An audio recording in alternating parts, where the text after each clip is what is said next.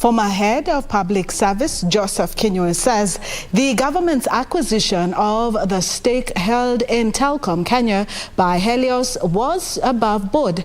He told legislators that nationalization of Telkom Kenya was necessitated by security concerns since the telco hosts servers for key government agencies.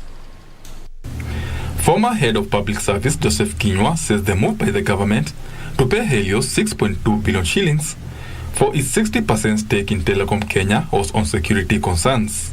Kinyua says after the 2007 privatization of Telkom Kenya, security agencies advised the government that key data belonging to security agencies and the government were at risk of being compromised since the telco hosted servers for all government agencies. When Helios was leaving is now when the government noticed that Telkom operates national security, is in charge of national security assets and services. When it came to 207, I would argue those that were involved, maybe that issue of security never came in.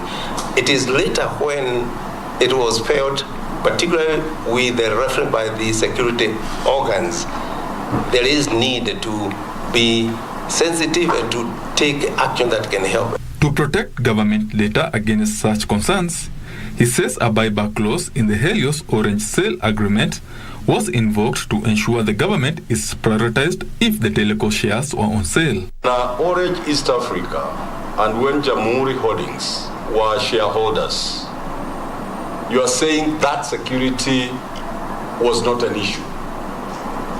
But you realized when Jamhuri was exiting that this one was an issue.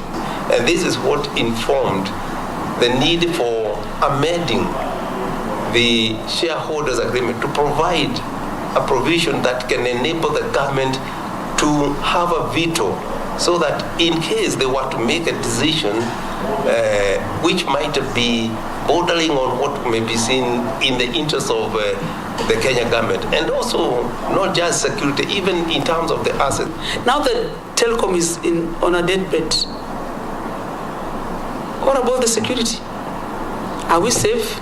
Even at the time when the decision was being made, the Security Council had looked, even our security people, they had gone to think in terms of why don't we set up one owned by the security fellows where you can remove the commercial element.